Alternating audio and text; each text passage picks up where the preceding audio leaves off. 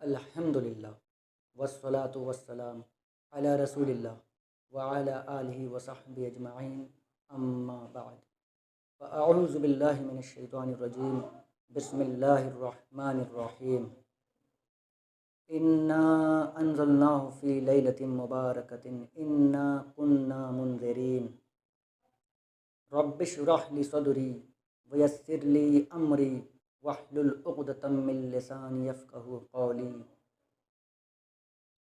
محترم حضرات، السلام علیکم ورحمۃ اللہ وبرکاتہ۔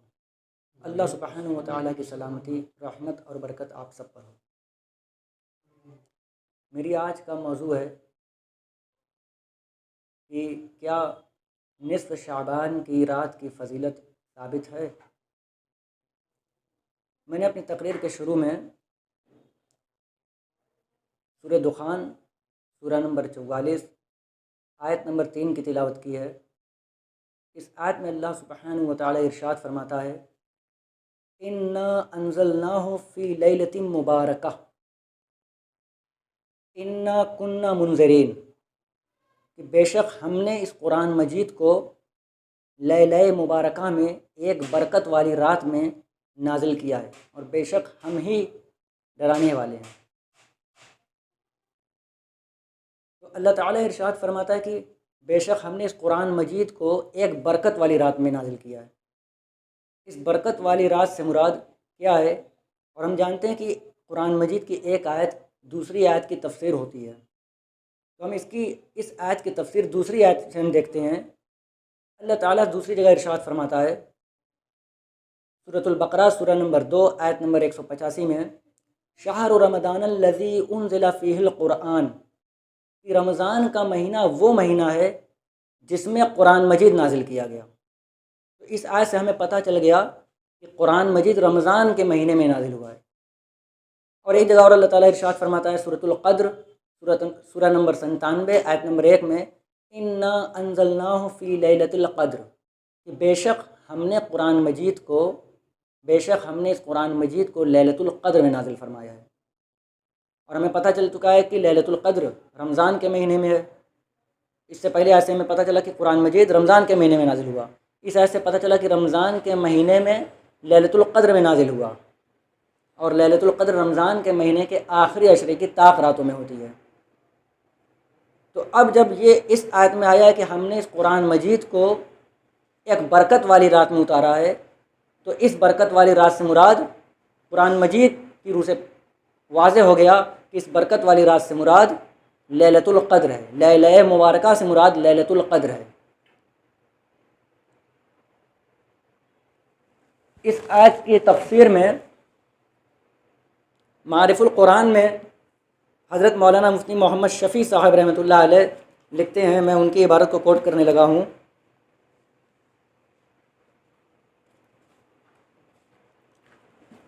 حضرت لکھتے ہیں کہ لیلۃ مبارکہ سے مراد جمہور مفسرین کے نزدیک شب قدر ہے، جو رمضان مبارک کے آخری عشرے میں ہوتی ہے۔ اس رات کو مبارک فرمانا اس لیے کہ اس رات میں اللہ تعالیٰ کی طرف سے اپنے بندوں پر بے شمار خیرات و برکات نازل ہوتی ہیں، اور قرآن کریم کا شب قدر میں نازل ہونا قرآن کی سورہ قدر میں تصریح کے ساتھ آیا ہے، انا انزلناہ فی لیلۃ القدر۔ اس سے ظاہر ہوا کہ یہاں بھی لیلہ مبارکہ سے مراد شب قدر ہی ہے۔ اور ایک حدیث میں رسول اللہ صلی اللہ علیہ وسلم سے یہ بھی منقول ہے کہ اللہ تعالیٰ نے جتنی کتابیں ابتدائے دنیا سے آخر تک اپنے انبیاء علیہ السلام پر نازل فرمائی ہیں، وہ سب کی سب ماہ رمضان المبارک ہی کی مختلف تاریخوں میں نازل ہوئی ہیں۔ قرآن کے شب قدر میں نازل ہونے کا مطلب یہ ہے کہ لوح محفوظ سے پورا قرآن سمائے دنیا پر اسی رات میں نازل کر دیا گیا تھا، پھر 23 سال کی مدت میں تھوڑا تھوڑا رسول اللہ صلی اللہ علیہ وسلم پر نازل ہوتا رہا۔ اور بعض حضرات نے فرمایا کہ ہر سال میں جتنا قرآن نازل ہونا مقدر ہوتا تھا، اتنا ہی شب قدر میں لوح محفوظ سے سمائے دنیا پر نازل کر دیا جاتا تھا۔ تو جمہور مفسرین کے نزدیک لیلہ مبارکہ سے مراد شب قدر ہے، لیلۃ القدر ہے۔ اور بعض مفسرین اکرمہ وغیرہ سے منقول ہے کہ انہوں نے اس آیت میں لیلہ مبارکہ سے مراد شب برأت یعنی نصف شعبان کی رات قرار دی ہے۔ مگر اس رات میں نزول قرآن دوسری تمام نصوص قرآن اور روایات حدیث کے خلاف ہے۔ شہر رمضان الذی انزل فیہ القرآن اور انا انزلناہ فی لیلۃ القدر جیسی کھلی نصوص کے ہوتے ہوئے بغیر کسی قوی دلیل کے نہیں کہا جا سکتا کہ نزول قرآن شب برأت میں ہوا۔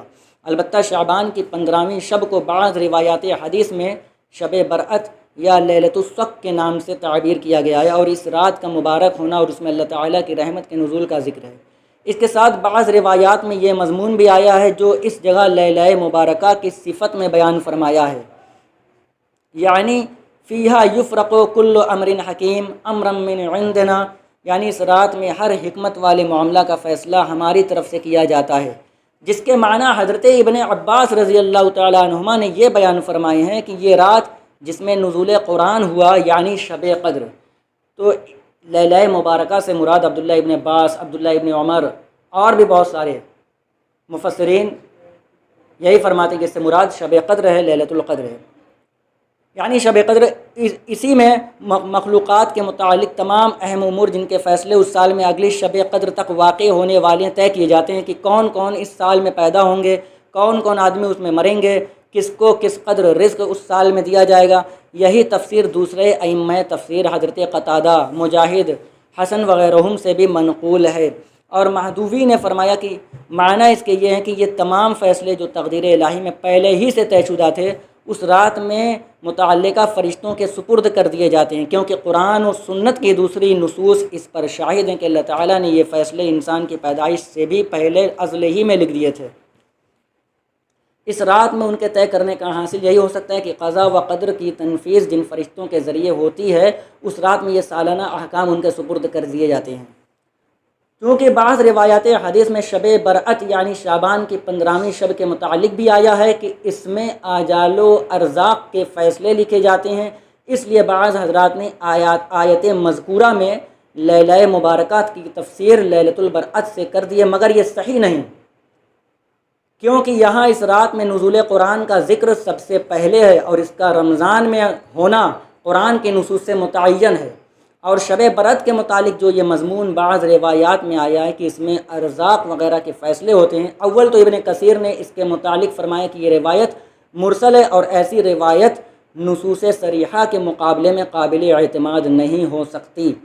اسی طرح قاضی ابو بکر ابن العربی نے فرمایا کہ نصف شعبان کی رات کے بارے میں کوئی قابل اعتماد روایت ایسی نہیں جس سے ثابت ہو کہ رزق اور موت و حیات کے فیصلے اس رات میں ہوتے ہیں، بلکہ انہوں نے تو یہاں تک فرمایا کہ اس رات کی فضیلت میں بھی کوئی قابل اعتماد حدیث نہیں آئی، لیکن روح المعانی میں ایک بلا سند روایت حضرت ابن عباس رضی اللہ عنہما سے اس مضمون کی نقل کی ہے کہ رزق اور موت و حیات وغیرہ کے فیصلے نصف شعبان کی رات میں لکھے جاتے ہیں اور شب قدر میں فرشتوں کے حوالے کیے جاتے ہیں۔ اگر یہ روایت ثابت ہو تو اس طرح دونوں قول میں تطبیق ہو سکتی ہے، ورنہ اصل بات جو ظاہر قرآن اور احادیث صحیحہ سے ثابت ہے وہ یہی ہے کہ سورہ دخان کی آیت میں لیلہ مبارکہ اور فیہا یفرق کل امر حکیم وغیرہ کے سب الفاظ شب قدر ہی کے متعلق ہیں۔ رہا شب برأت کی فضیلت کا معاملہ سو وہ ایک مستقل معاملہ ہے جو بعض روایات حدیث میں منقول ہے، مگر وہ اکثر ضعیف ہیں، اسی لیے قاضی ابو بکر ابن العربی نے اس رات کی کسی فضیلت سے انکار کیا ہے۔ لیکن شب برأت کی فضیلت کی روایات اگرچہ باعتبار سند کے ضعف سے کوئی خالی نہیں، لیکن تعدد طرق اور تعدد روایات سے ان کو ایک طرح کی قوت حاصل ہو جاتی ہے، اس لیے بہت سے مشائخ نے ان کو قبول کیا ہے، کیونکہ فضائل اعمال میں ضعیف روایات پر عمل کر لینے کی بھی گنجائش ہے، واللہ عالم۔ یہ عبارت تھی حضرت مولانا مفتی محمد شفیع صاحب رحمۃ اللہ علیہ کی معارف القرآن سے، میں نے اس کو کوٹ کر دیا۔ اب آئیے دیکھتے ہیں کہ اس رات کی فضیلت کے بارے میں جو احادیث ہے، 5 احادیث پبلک میں مشہور ہیں، عوام الناس میں مشہور ہیں، اس کو میں آپ لوگوں کو سنا دیتا ہوں، سن لیجئے۔ پہلی حدیث ہے ترمذی شریف سے اور ابن ماجہ شریف میں یہ حدیث ہے۔ ترمذی شریف میں اس کا نمبر ہے 739 نمبر، ابن ماجہ شریف میں 1389 اور مشکات میں اس کا نمبر ہے 1299 1299۔ حضرت عائشہ رضی اللہ تعالی عنہ بیان کرتی ہیں، میں نے ایک رات رسول اللہ صلی اللہ علیہ وآلہ وسلم کو بستر پر نہ پایا۔ آپ صلی اللہ علیہ وسلم اچانک بقیع قبرستان تشریف لے گئے۔ آپ صلی اللہ علیہ وآلہ وسلم نے فرمایا کیا تمہیں اندیشہ تھا کہ اللہ اور اس کے رسول تم پر ظلم کریں گے؟ میں نے عرض کیا اے اللہ کے رسول صلی اللہ علیہ وسلم، میں نے سمجھا کہ آپ اپنی کسی زوجہ محترمہ کے پاس تشریف لے گئے ہیں۔ آپ صلی اللہ علیہ وآلہ وسلم نے فرمایا اللہ تعالیٰ نصف شعبان کی رات آسمان دنیا پر نازل ہوتا ہے اور وہ اس رات کلب قبیلے کی بکریوں کے بالوں سے بھی زیادہ لوگوں کی مغفرت فرما دیتا ہے۔ یہ روایت ترمذی شریف میں ہے، ابن ماجہ شریف میں، اور رزین نے یہ اضافہ نقل کیا ہے اللہ تعالیٰ ایسے لوگوں کی مغفرت فرماتا ہے جو جہنم کے مستحق تھے۔ اور امام ترمذی رحمۃ اللہ علیہ نے فرمایا کہ میں نے محمد یعنی امام بخاری رحمۃ اللہ علیہ کو اس حدیث کو ضعیف قرار دیتے ہوئے سنا۔ امام بخاری رحمۃ اللہ علیہ جو کہ امام ترمذی رحمۃ اللہ علیہ کے استاد تھے، انہوں نے اس حدیث کی تضعیف کی، اس حدیث کو ضعیف قرار دیا۔ سیم یہی الفاظ صحیح مسلم شریف میں 2256 نمبر حدیث ہے، بہت طویل حدیث ہے، اس میں یہ سیم الفاظ ہیں، لیکن اس میں 15ویں شعبان کی تاریخ کا ذکر کوئی نہیں آیا ہے۔ اور اس میں یہ آتا ہے کہ اللہ کے رسول صلی اللہ علیہ وسلم چپکے سے بہت آہستہ سے اٹھتے ہیں اور آہستہ سے دروازہ بند کر کے، تاکہ عائشہ صدیقہ رضی اللہ تعالیٰ عنہ کی نیند نہ کھلے، ان کی نیند میں خلل نہ پڑے، اور آہستہ سے اللہ کے رسول صلی اللہ علیہ وسلم قبرستان جاتے ہیں، وہاں 2 یا 3 بار ہاتھ اٹھا کر دعائیں کرتے ہیں۔ عائشہ صدیقہ رضی اللہ تعالیٰ عنہ بھی پیچھے پیچھے جاتی ہیں۔ پھر جب اللہ کے رسول صلی اللہ علیہ وسلم واپس ہوتے ہیں تو وہ بھی واپس ہوتی ہیں، اللہ کے رسول تیز تر ہوتے ہیں، وہ بھی تیز تر ہو جاتی ہیں، اللہ کے رسول صلی اللہ علیہ وسلم دوڑنا شروع فرما دیتے ہیں تو وہ بھی دوڑنا شروع فرما دیتی ہیں، وہ جلدی سے آ کر اپنے بستر پر لیٹ جاتی ہیں تاکہ اللہ کے رسول صلی اللہ علیہ وسلم کو پتہ نہ چلے کہ میں آئی تھی۔ لیکن اللہ کے رسول صلی اللہ علیہ وسلم آ کر فرماتے ہیں عائشہ صدیقہ سے، اے عائشہ کیا بات ہے، تمہاری سانس پھول رہی ہے اور تم کانپ رہی ہو، کیا بات ہے؟ تو عائشہ صدیقہ رضی اللہ تعالیٰ عنہ کہتی ہیں یا رسول اللہ صلی اللہ علیہ وسلم ایسی کوئی بات نہیں ہے۔ تو اللہ کے رسول صلی اللہ علیہ وسلم فرماتے ہیں اے عائشہ تم مجھے بتاؤ گی یا وہ مجھے بتائے گا جو لطیف و خبیر ہے، جو باریک بین اور پوری خبر رکھنے والا ہے؟ تب عائشہ صدیقہ رضی اللہ تعالیٰ عنہ کہتی ہیں کہ آدمی کتنا بھی کیوں نہ چھپا لے لیکن اللہ تعالیٰ سب جانتا ہے۔ تب عائشہ صدیقہ رضی اللہ تعالیٰ عنہ کہتے ہیں کہ ہاں یا رسول اللہ میں تھی۔ تو اللہ رسول فرماتے ہیں کہ اچھا، اس کا مطلب جو سیاہ حیولہ تھا، جو کالی پرچھائی کالا سایہ تھا، وہ تم ہی تھی؟ تو عائشہ صدیقہ رضی اللہ تعالیٰ عنہ کہتی ہیں یہاں یا رسول اللہ میں ہی تھی۔ پھر اللہ کے رسول صلی اللہ علیہ وسلم سے وہ دعا پوچھتی ہیں کہ تو ہم لوگوں کو کیا دعا قبرستان میں جانے کے لیے پڑھنا چاہیے؟ تو اللہ کے رسول صلی اللہ علیہ وسلم کو دعا تعلیم فرماتے ہیں، وہ دعا بھی اس حدیث میں ہے، لیکن اس میں کہیں بھی 15 شعبان کی تاریخ کا کوئی ذکر نہیں ہے۔ دوسری حدیث جو کہ بیہقی شریف میں ہے اور مشکات میں اس کا نمبر ہے 1305، یہ بھی حضرت عائشہ رضی اللہ تعالیٰ عنہ سے مروی نبی صلی اللہ علیہ وآلہ وسلم سے روایت کرتی ہیں، آپ صلی اللہ علیہ وآلہ وسلم نے فرمایا آپ جانتی ہیں کہ نصف شعبان کی رات کیا واقع ہوتا ہے؟ انہوں نے عرض کیا ہے اللہ کے رسول صلی اللہ علیہ وسلم اس میں کیا واقع ہوتا ہے؟ آپ صلی اللہ علیہ وآلہ وسلم نے فرمایا، وہ عرض کرتی ہیں اللہ کے رسول صلی اللہ علیہ وسلم اس میں کیا واقع ہوتا ہے؟ آپ صلی اللہ علیہ وآلہ وسلم نے فرمایا اس سال پیدا ہونے والے اور اس سال فوت ہونے والے ہر شخص کا نام اس رات لکھ دیا جاتا ہے، اسی رات ان کے اعمال اوپر چڑھتے ہیں اور اسی رات ان کا رزق نازل کیا جاتا ہے۔ اور یہ سنن نسائی شریف کی حدیث نمبر 2359 سے ثابت ہے کہ شعبان کے مہینے میں رب العالمین کے ہاں ہمارے اعمال پیش ہوتے ہیں۔ تو یہ حدیث سنن نسائی شریف میں ہے کہ شعبان کے مہینے میں، اس تاریخ میں نہیں بلکہ شعبان کے مہینے میں ہمارے اعمال پیش ہوتے ہیں۔ تو انہوں نے عرض کیا اللہ کے رسول صلی اللہ علیہ وسلم اللہ کی رحمت کے بغیر کوئی بھی شخص جنت میں نہیں جائے گا؟ آپ صلی اللہ علیہ وآلہ وسلم نے 3 بار فرمایا اللہ کی رحمت کے بغیر کوئی بھی شخص جنت میں نہیں جائے گا۔ میں نے عرض کیا اللہ کے رسول صلی اللہ علیہ وسلم آپ بھی نہیں؟ آپ صلی اللہ علیہ وسلم نے اپنے سر پر ہاتھ رکھ کر فرمایا میں بھی نہیں جب تک کہ اللہ تعالیٰ اپنی طرف سے مجھے ڈھانپ نہ لے۔ اس حدیث کے آخری الفاظ بھی صحیح مسلم شریف سے ثابت ہیں، لیکن یہ حدیث بھی ضعیف ہے۔ تیسری حدیث ابن ماجہ شریف سے ہے، ابن ماجہ شریف میں اس کا نمبر ہے 1390 اور مشکات میں اس کا نمبر ہے 1306۔ حضرت ابو موسیٰ اشعری رضی اللہ تعالیٰ عنہ رسول اللہ صلی اللہ علیہ وآلہ وسلم سے روایت کرتے ہیں، آپ صلی اللہ علیہ وآلہ وسلم نے فرمایا اللہ تعالیٰ نصف شعبان کی رات اپنے بندوں پر خصوصی طور پر متوجہ ہوتا ہے اور وہ مشرک یا کینہ پرور کے سوا اپنی تمام مخلوق کو بخش دیتا ہے۔ تو اس کی سند بھی ضعیف ہے۔ اس میں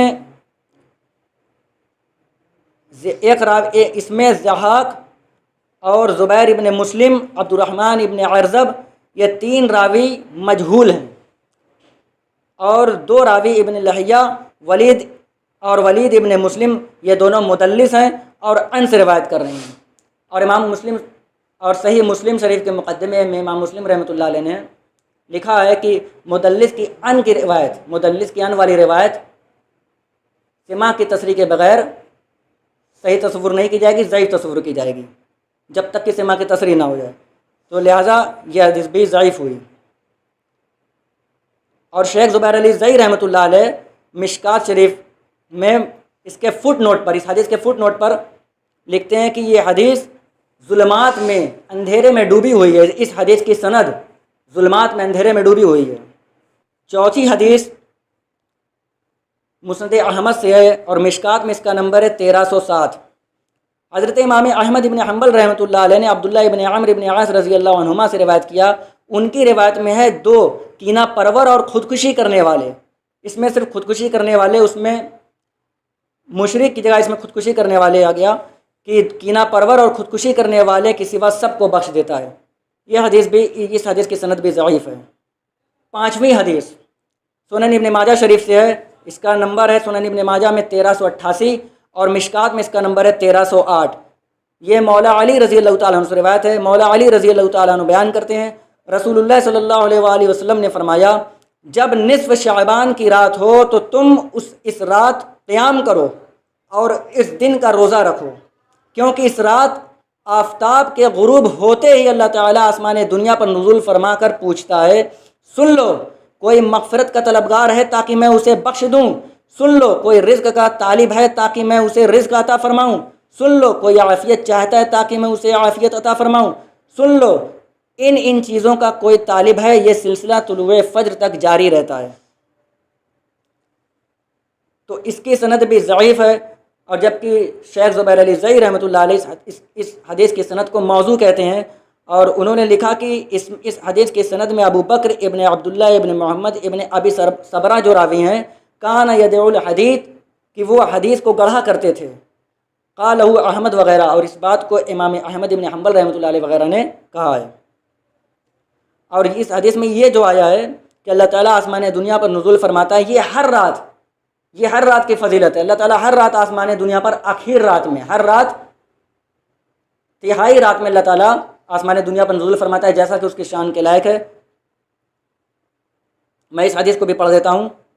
یہ حدیث متفق علیہ حدیث ہے، بخاری میں 1145، مسلم شریف میں 1772 اور 1775، مشکات میں اس کا نمبر ہے 1223۔ حضرت ابو ہریرہ رضی اللہ تعالیٰ عنہ بیان کرتے ہیں، رسول اللہ صلی اللہ علیہ وآلہ وسلم نے فرمایا، ہر رات جب آخری تہائی رات باقی رہ جاتی ہے تو ہمارا رب تبارک و تعالیٰ آسمان دنیا پر نزول فرماتا ہے، جیسا کہ اس کی شان کے لائق ہے، اور پوچھتا ہے، کوئی ہے جو مجھ سے دعا کرے میں اس کی دعا قبول کروں، کوئی ہے جو مجھ سے مانگے میں اسے عطا کروں، اور کوئی ہے جو مجھ سے مغفرت طلب کرے تو میں اسے بخش دوں۔ متفق علیہ۔ اور مسلم کی روایت میں پھر وہ اپنے دونوں ہاتھ پھیلا کر فرماتا ہے، کوئی ہے جو عطا کرنے والے سخی اور انصاف کرنے والے کو قرض عطا کرے۔ یہ سلسلہ جاری رہتا ہے حتیٰ کہ فجر طلوع ہو جاتی ہے، جو انا انزلناہ فی لیلۃ القدر میں آتا ہے، حتیٰ مطلع الفجر۔ لیلۃ القدر کی رات کی یہ خصوصیت ہے کہ اللہ تعالیٰ اس رات میں سورج غروب ہوتے ہی آسمان دنیا پر نزول فرماتا ہے، جیسا کہ اس کی شان کے لائق ہے، اور ہر رات میں جب آخری تہائی رات باقی رہ جاتی تب نزول فرماتا ہے، جیسا کہ اس کی شان کے لائق ہے۔ اور اس حدیث میں یہ جو آیا کہ اس رات قیام کرو اور اس دن کا روزہ رکھو، تو روزہ رکھنے کی حدیث الگ سے ایک حدیث میں ہے، صحیح مسلم شریف کی 2751 نمبر حدیث، 2745 نمبر حدیث، اس میں روزہ رکھنے کا ہے، اس دن 15ویں شعبان کے دن کا۔ یہ حدیث حضرت عمران ابن حسین رضی اللہ تعالیٰ عنہما سے روایت ہے کہ رسول اللہ صلی اللہ علیہ وسلم نے ان سے یا کسی اور آدمی سے فرمایا، کیا تم نے شعبان کے وسط میں روزے رکھے ہیں؟ اس نے جواب دیا، نہیں۔ آپ صلی اللہ علیہ وسلم نے فرمایا، جب تم روزے ختم کر لو تو 2 دن کے روزے رکھنا۔ تو پتہ چلا اس دن کا روزہ رکھنا بہت اہم ہے۔ اللہ تعالیٰ سے دعا ہے کہ اللہ تعالیٰ ہم تمام مسلمانوں کو ہدایت دے، اللہ تعالیٰ ہم تمام مسلمانوں کو حق بات قبول کرنے کی توفیق عطا فرمائے، آمین۔ وآخر دعوانا ان الحمد للہ رب العالمین۔